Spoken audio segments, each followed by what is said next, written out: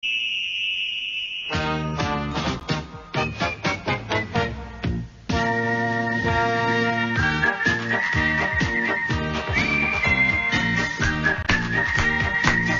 it makes you wonder, doesn't it? Doesn't it? That's the sound of my youth, my childhood growing up. It is, of course, the theme music to Saints and Greavsie. This is Johnny Owen and Friends on TalkSport. I'm Johnny Owen with Mark Webster, and we're talking about Saints and Greavsie. We're joined by the brilliant writer and comedian Kevin Day.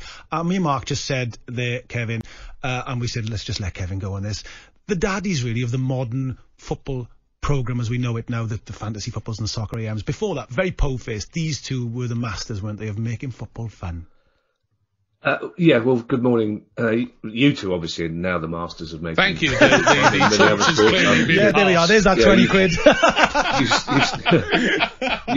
You've stepped into big shoes, obviously. There's two things. I've been quite annoyed by some of the hypocrisy this week. You've had a lot of broadsheet journalists talking about how revolutionary Saint and Greavsie were, and these were the same broadsheet journalists at the time who called it childish and reactionary. Yes. What you have to, there's two things you have to remember, younger people listening to this. First of all, back in 1985, because they used to do On the Ball together, which is part of World of Sport, the football thing. And then in 85, they got put together to do the show. Back in 85, football was not synonymous with entertainment. I mean, you had, on FA Cup final day, you might have It's a Knockout on FA Cup final day.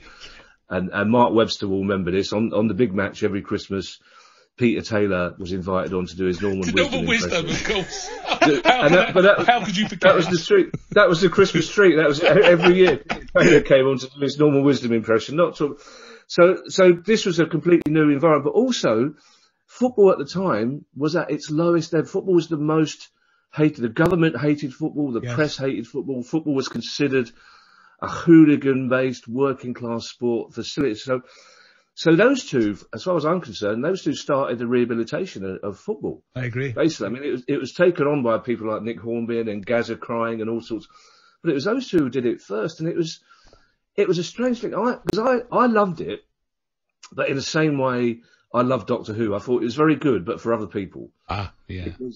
Because at the time that was the height of my watching football. So I really got to watch it because I was going to football, away games, home games. But I was really pleased it was there, and I think it's interesting. I think people that are 10 years younger than me and Mark Webster probably worship it, whereas I loved it. I worship it. There we go. There you go. I think for people, the other demographic. I think Johnny, you'd probably hadn't started going to football. It was just starting to go. You're right. I was just starting to be allowed to go away. I was 12, 13. So this was the first time, and it was really strange because, I mean, for a start off, these two blokes were just about turning 50. That would never happen now. You'd never get to, as Mark Webster and I know to our cost, as we've tried it for many years, trying to get two blokes in their 50s just for a new project. But also they were so different because I've met them both. Right? And Ian St John was one of the most delightful he was lovely. People you could meet. He was dignified, and he was an establishment man. So part of the fun was him being not baffled, but he was always constantly worried by what Jimmy Greaves was going to say next. Yes, yeah. Because he was in control, wasn't he? The Saint was his gig as the anchor, wasn't it, Kevin? Exactly. But you also knew the Saint was the anchor. You also knew that every now and again the Saint would get absolutely furious, and he'd say, "Oh no." That was it. That was the limit.